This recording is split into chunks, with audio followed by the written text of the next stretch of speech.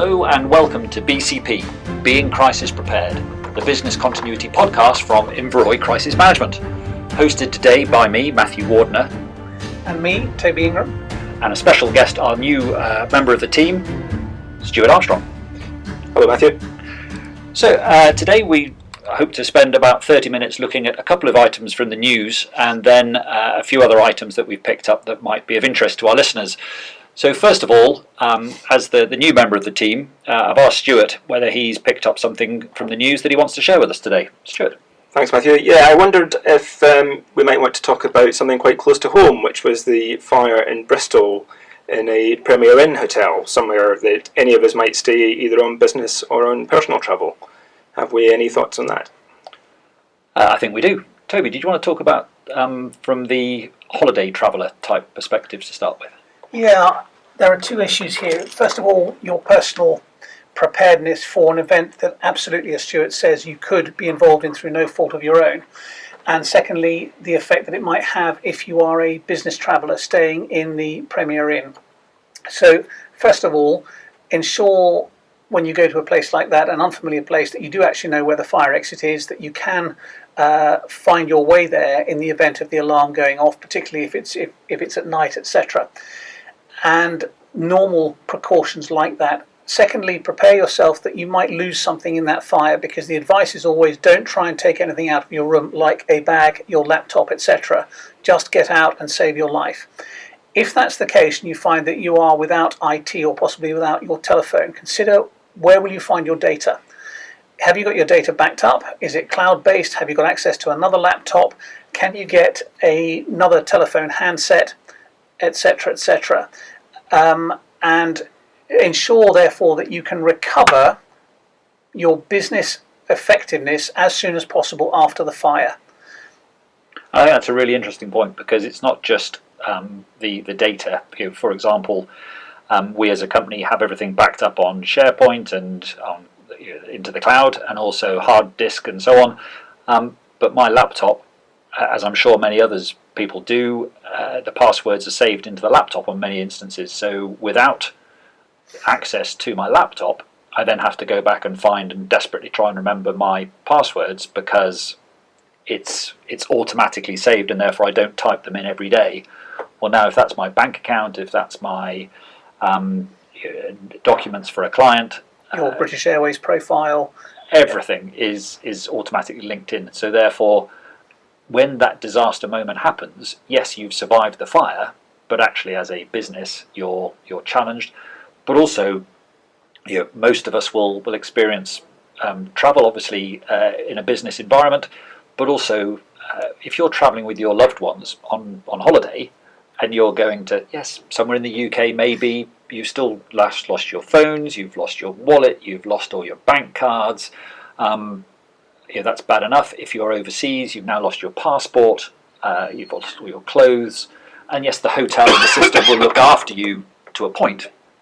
But it is that challenge of, so what? Have I got a spare copy, a scan of my passport that's available somewhere that I can download and ease the consulate support to get me home, because there is a reference number there to start with, and so on. Great, lots to think about there, Stuart. Thank you very much. And for those that are interested, the other angle of that is the local businesses around. The fire was in part of Bristol Cribbs Causeway.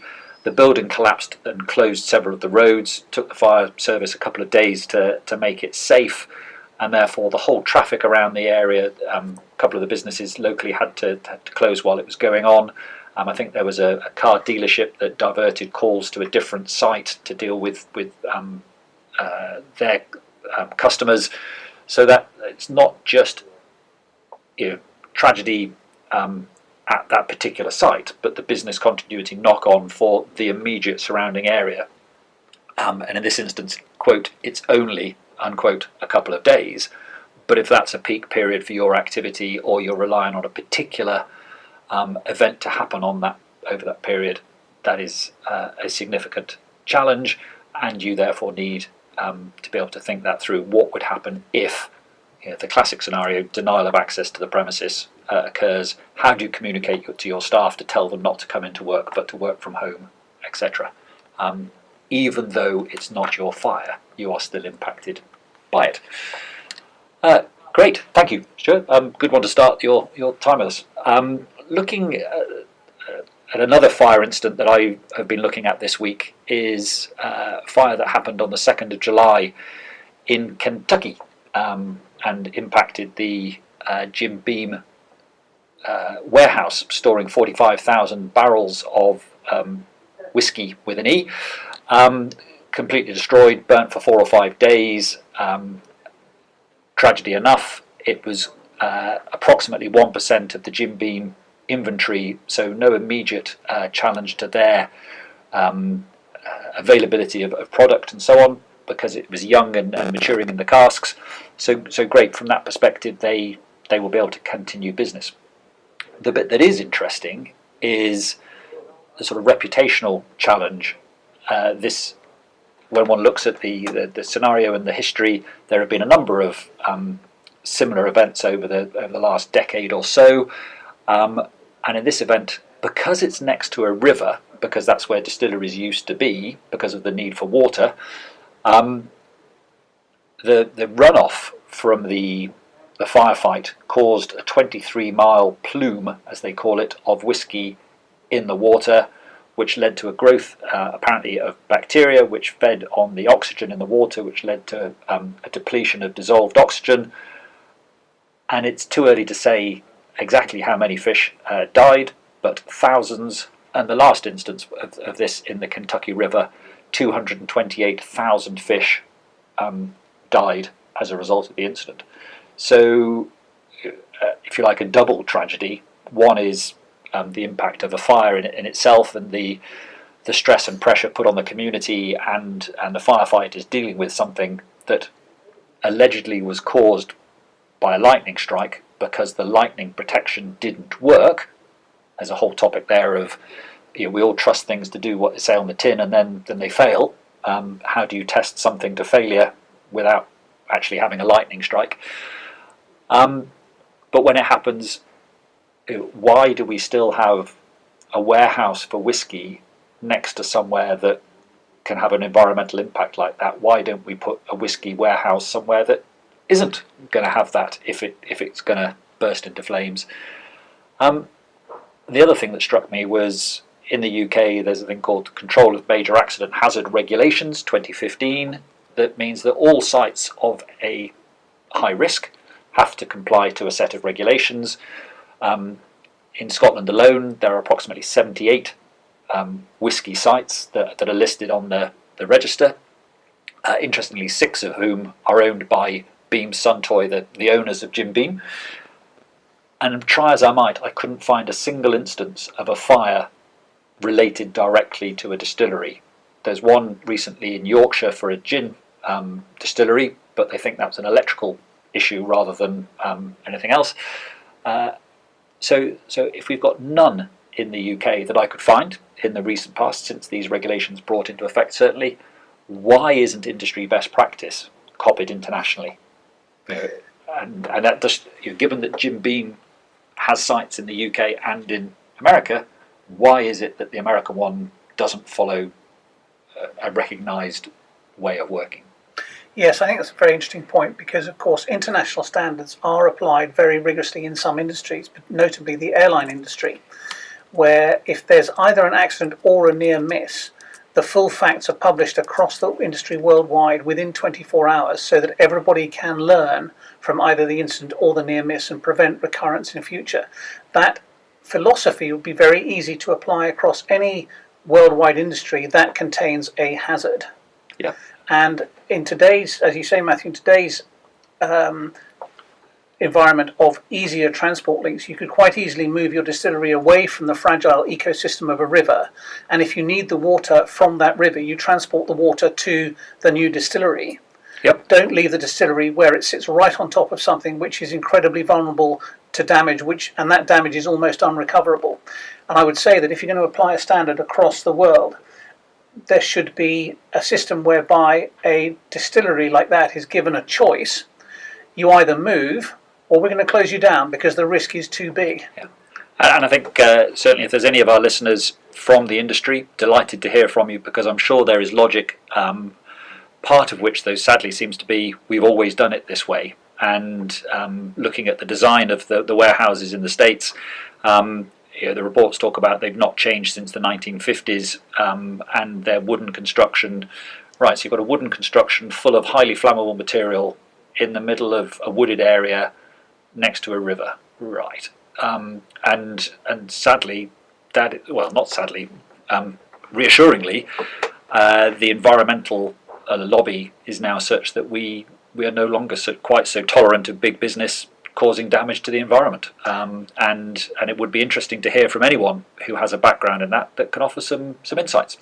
And I think we're still stuck in slightly a mindset of a few decades ago whereby a fine is the answer. A fine is not the answer. A fine will hopefully prevent a recurrence because it will encourage companies to take the right precautions, the threat of a fine. But no matter how much money you pay, you can't bring the fish back to life. Yeah. And all the enjoyment that people get from fishing on that river, the business that goes with the fishing, the tourism, etc., that all links into that. And at the moment, this is recorded on the 23rd of July. Lots in the news at the moment about fines in data industry, whether that be British Airways or Facebook or whoever, of millions of dollars, hundreds of millions. And I would be surprised if a fine for an environmental impact in the Kentucky River reaches six figures because, quote, it's not important. Well, actually it probably is. And to have an impact on a major company like Beam Suntory probably requires to be a grown-up figure to force them to go beyond the, oh well, shrug of the shoulders and move on. And to encourage, pour encourager les autres, other companies to take the right precautions. Indeed. So that was my pick from the news. Toby, do you have something for us? Yes, sticking with our fire theme, I'd like to talk about the fire in the Universal Studios in Los Angeles. This fire was actually a few years ago. It was in 2008, but the story's only come to light this year. And it was in the vault where they stored the masters of the music that they had recorded and the backup tapes, which are known in the music industry as safeties. Interestingly, and probably unforgivably, the masters and the safeties were kept in the same vault, and the vault did not have sprinklers. So there's no point having a backup of anything if it's vulnerable to exactly the same risks as the primary in anything, any environment. It makes no sense. Yep, completely.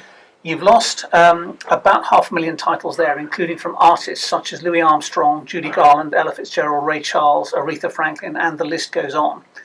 And the interesting points about this case are that the music probably belongs to the record label rather than the artist at that point in time. And the problem is not with the music that has been published, because that has a physical form, it can be reproduced by ways of CDs, etc. It's the alternate takes, the unreleased tracks, the previously unheard versions. And as we may hear from Sheryl Crow in a little while, it's not just the music, it's the dialogue between the artists, between the music takes. It's the takes that didn't make it, it's the versions you'll never hear, because masters are the source material for all reproductions, including re-releases, remakes, whether they're digital or vinyl, whether it's new combinations of artists, etc. So the world doesn't know what it has lost. And it's the equivalent of saying we have a previously unseen Picasso, sorry, we've just burnt it in a fire. Yeah, so all the Prince was famous for recording thousands and thousands of songs, prolific.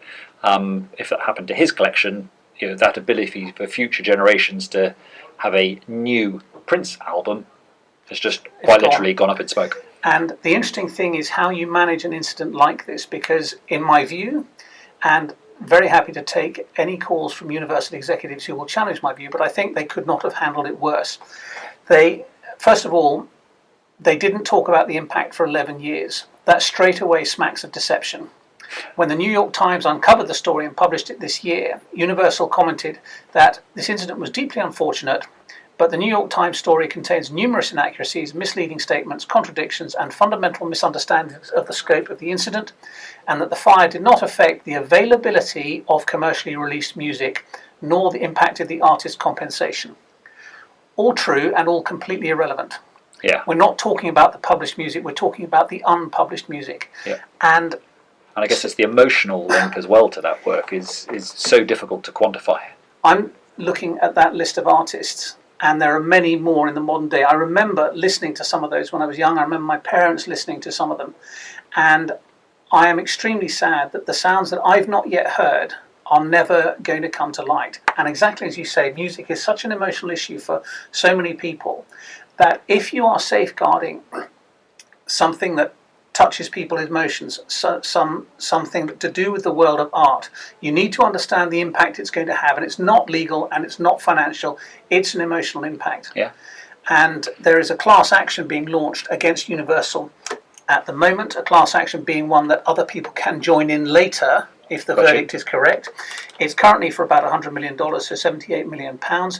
And therefore, Universal's mismanagement, both of their inventory and of the incident, could have a significant financial impact on them. $100 million is significant in anyone's book. But also, it's the reputational loss, the reputational damage that they are going to suffer. And actually, they deserve it. Yeah, because they've shown that they are incompetent or untrustworthy with those items, and therefore if anyone or any estate, Louis Armstrong, Ella Fitzgerald, etc., won't be them, it'll be their estate, is now paying for them to store that data, well then Universal are never going to have anyone doing it again, because they've so badly damaged their reputation that why would I pay for the worst possible solution? And I guess from a UK perspective, there's and this is probably a worldwide phenomena, the idea of when you don't have enough storage in your own house, you don't have an attic or a garage or whatever it might be, you use a third party to store stuff. Well, if that goes up in smoke, what measures is the company taking that is storing your items to make sure that they are fire compliant?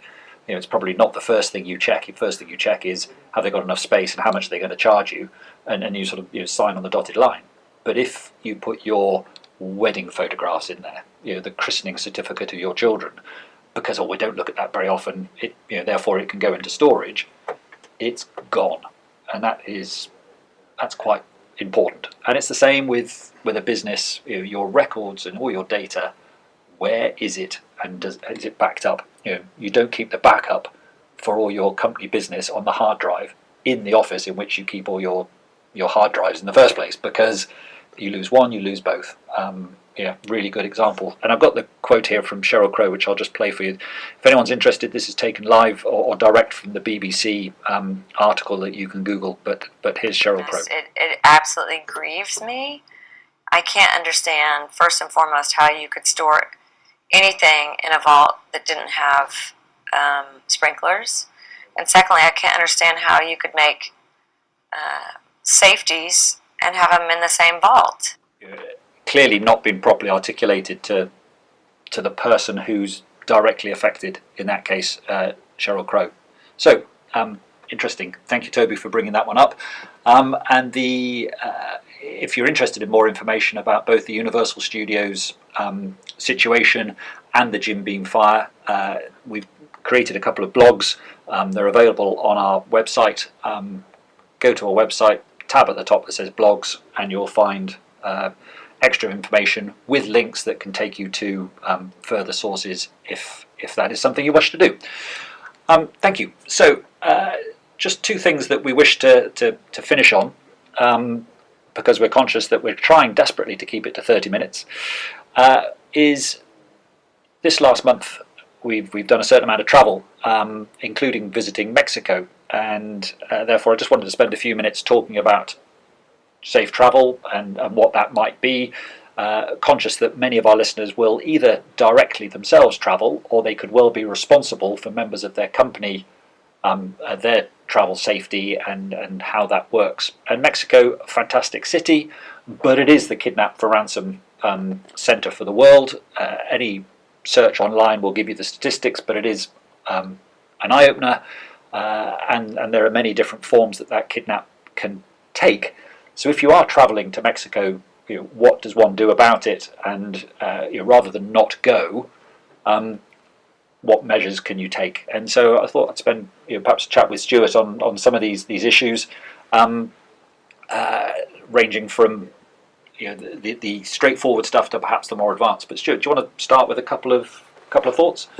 Yeah, just a couple of things. And Mexico is actually a country I've been dealing with recently, and I think first and foremost is if you're a regular traveller, is not to become complacent. It's too easy to always go to the same door at the airport, to always take the same company to get to and from your hotel, etc. Just occasionally pause and think about, is this the best way to do it? Or are you setting a pattern that if somebody is trying to exploit you in some way, that you could leave yourself vulnerable to? Similarly, if your organisation has set travel plans for you, then ensure you know all the details before you actually travel, and try not to deviate from them. If you've got somebody that's doing a meet and greet, then make sure you do meet and are greeted by them, before leaving the airport area or such like. And something that I picked up on my recent travel that I thought was a great example was the information that came through from the meet and greet was an actual photograph of the individual. The writing that would be on the sign, so it wasn't my name on the sign, it was their company, and so I was then drawn to their company, which made it much less overt, putting my details out there in the open. And the other thing that was on there was their phone number, so that I could contact them if the plan deviated or changed for some reason. And how many times do you have that stored on the email that's in your laptop, rather than actually bother to save it to your phone? That can always be deleted again afterwards, but then it's got it at the flick of a button. You can ring whoever it is that's designated as the duty manager or the duty driver, and just tie down those details. So. Yeah, and that's certainly something that we've been using recently, in that before you actually travel, you make contact with that person that's going to meet and greet, use something like WhatsApp, and maybe consider having somebody from your base back in the UK be involved in that conversation, so they can monitor how the travel's going. If there's anything developing that might mean a change of plans, then they're ahead of the curve already, so that they can take some action. And I was just thinking, as we finished off the discussion about the Premier Inn fire, just about a grab bag mentality. So whilst you may not always want to carry around a handbag or a man bag, if you like, but do certainly have everything you need, and the photocopies that Matthew talked about earlier, in one place, so that if something does change or something goes wrong, there is just one thing you need to pick up, rather than scrabbling around looking for really good point. Pieces. Yeah, sorry, Toby. The only other point that I would add on Mexico is that absolutely, when you're in your hotel, then have a grab bag and ready to go, and when you've got to your office, you're normally relatively secure because it's probably going to be in some sort of a protected compound. Yes. It's the journey between the two where people are vulnerable to kidnap for ransom. So consider not taking your laptop on that journey. So maybe having a laptop you leave in the hotel and another one that you pick up at your office, because or a workstation or something.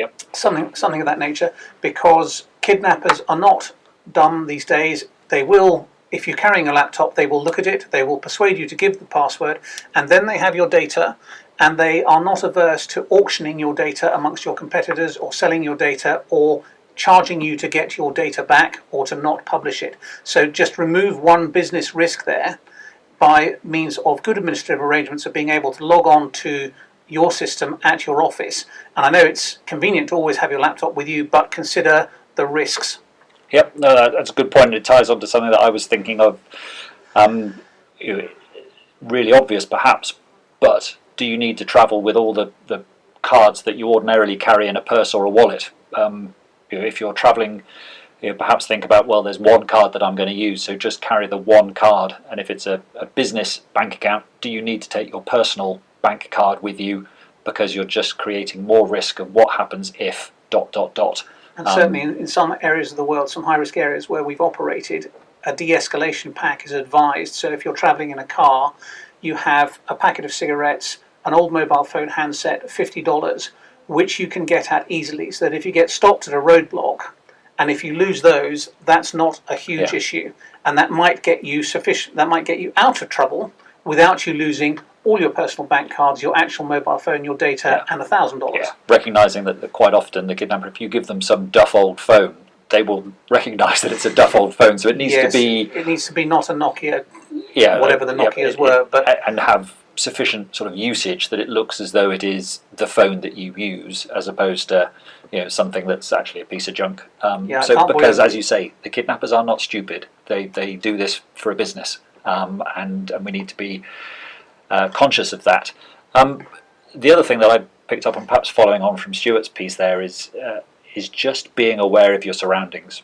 So the idea of wandering around as you might do in your home city with your earphones on, listening to music or a podcast such as ours, may not be the best thing to do when you're wandering around a city that you're not familiar with, because you just don't know, whether it be as simple as forgetting that the traffic's on the other side of the road, let alone scooters that are whizzing past, these battery scooters now, or whatever it is. Or assuming that the police are automatically on your side. Yeah. It's not always a safe assumption. Yeah, so that just being aware of your surroundings and doing your homework. If the worst happens, proof of life question. Who is it that your company is going to get in touch with to inform that you have been kidnapped? Well, that person ought to be able to answer or be aware of the proof of life question and the answer.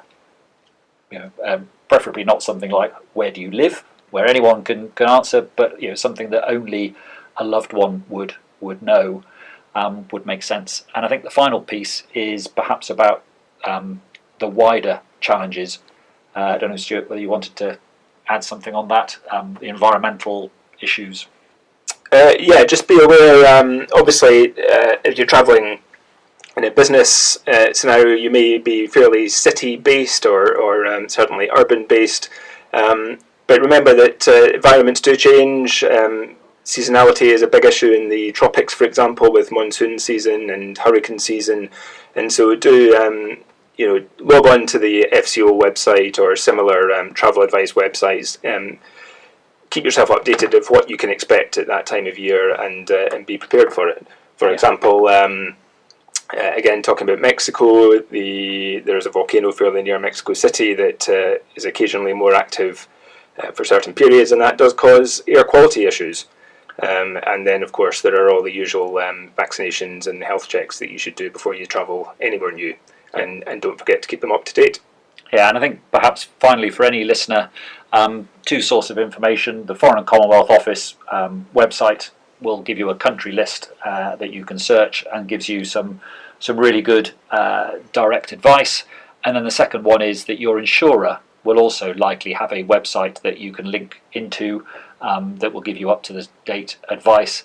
And ultimately, Google is a source, or even the hotel that you're staying with will potentially give you some support and advice. So if you're travelling on your own or with your family, then there's sources if your company is not involved or unable to give you that sort of information. So great, that was just what I wanted to say on Mexico and travel. And so to finish this podcast, I just spend a couple of minutes looking forward and what Inveroy is up to in the next couple of weeks and months, and what that might, what our preparations for it might help our clients in their thinking as well. So, Toby, we're due to be in Kurdistan in a couple of weeks' time. Yes. What are your thoughts? My thoughts are, to quote the late great Robin Williams from Good Morning Vietnam, it's going to be damn hot.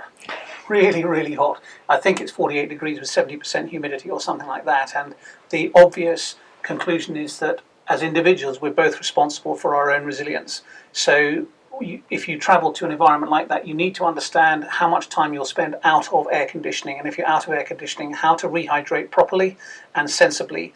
So I know that the books all say you must drink, let's say, 1.5 litres of water per day in order to maintain your hydration. But don't drink it all at 8 o'clock in the morning, because your body will just flush it all out along with quite a lot of critical minerals. You need to be drinking steadily through the day. You need to take rehydration medicine with you, because if you do get rehydrated, you want diurolite to replace the salts and minerals in your body.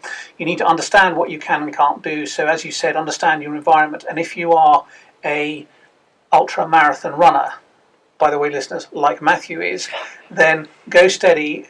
about going out running in 48 degrees with 70% humidity, etc. And as Stuart says, it's just common sense to have your inoculations up to date and maybe some prophylaxis if you're going to something like a malarial area.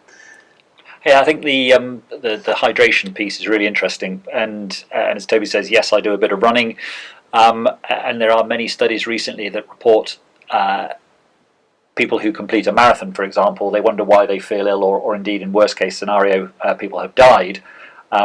And tests have shown that people can put on weight because they drink too much, but they also think now that actually they're effectively drowning because they're drinking too much without the salts to go with it. And so actually you're just flushing through salts at the moment that you need it, and that's not a good thing. You're drinking too much.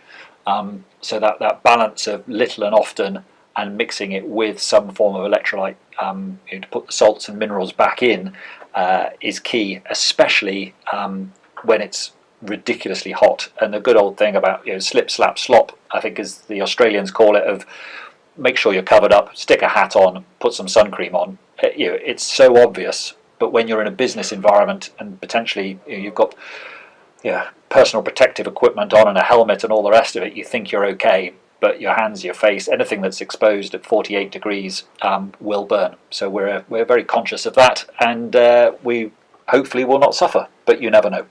And just to add to that about what Inveroy are doing next, I'm aware that on our previous podcast we talked about Brexit and we said we would come back to it.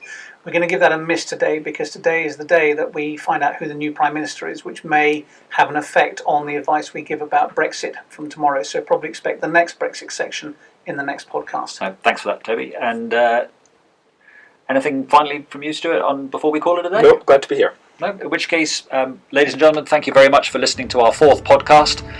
If you have any feedback or comments, delighted to hear from you at bcp@inveroy.com.